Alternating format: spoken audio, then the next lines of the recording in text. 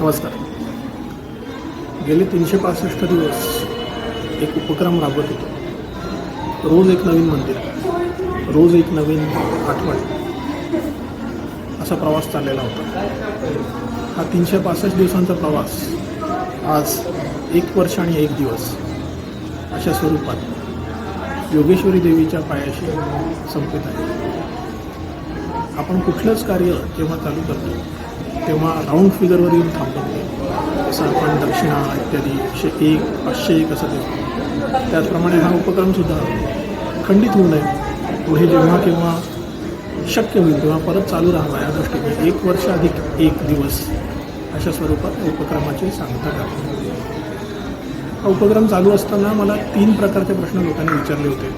त्याचंही उत्तर या व्हिडिओमधनं द्यायचा प्रयत्न करतो. पहिला प्रश्न हा होता की मी हा उपक्रम का केला.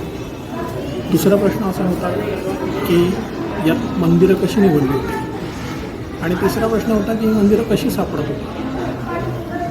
त्यात पहिलं उत्तर आहे काच. हा उपक्रम मी का केला. तसं खरं सांगायचं झालं तर काहीच कारण नाही. आपण काही ना काही नियम करत असतो, नेम करत असतो. तसा माझा रोज देवळात जायचा नेम होताच. पण तेव्हा लक्षात आलं की आपण नेम हा सोयीचा करतो. घराबाहेर 5 पावलांवर देऊळ आहे म्हणून आपण तिथे चाललो. अशा नेमाला अर्थ काय. म्हणून थोडा कठीण, थोडा प्रयत्न करावा असा लागावा असा नेम करायचं ठरवलं. त्याचबरोबर मागच्याच वर्षी साधारण याच वेळेला मेच्या शेवटी माझ्या वडिलांना जाऊन 5 वर्ष झाली. त्यांच्या आठवणीत त्यांचं जे वैशिष्ट्य होतं की हातात घेतलेलं कुठलंही कार्य एकदा ठरवलं की पूर्ण करायचं, त्याच प्रकारचं काहीतरी करावं असा उद्देश होता. म्हणून हा नेम हातात घेतला. तर दुसरा प्रश्न विचारला होता की कुठली मंदिर.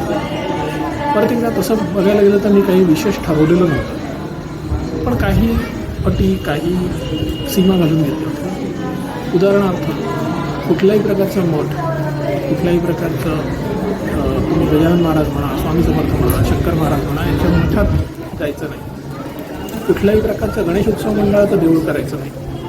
असे साधे नियम ठेवले होते. याचं कारणही असं होतं की बरेच वेळा मठात वगैरे प्राणप्रतिष्ठित मूर्ती नसतात, नुसतेच फोटो असतात आणि तिथे गेल्यावर हे कळल्यावर काही अर्थ नाही. म्हणून हा एक नियम घालून घेतला होता. तिसरा प्रश्न होता की ही एवढी मंदिरं तुला सापडली कशी. आणि खरं सांगायचं झालं त्यात माझं काहीच खास नाही. त्यात मला टेक्नॉलॉजीने मदत केली. मी आपला कुठलाही एक भाग शोधायचो.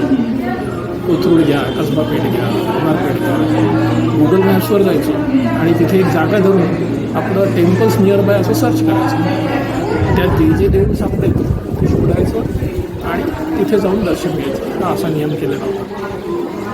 आपल्या सर्वांच्या लहान मोठ्यांच्या आशीर्वादाने, ईश्वराच्या कृपेनं हा नियम आता पूर्ण झाला. योगेश्वरी हे आमचं कुलदैवत, तिच्या चरणी हे मी तिला समर्पित करतो. धन्यवाद.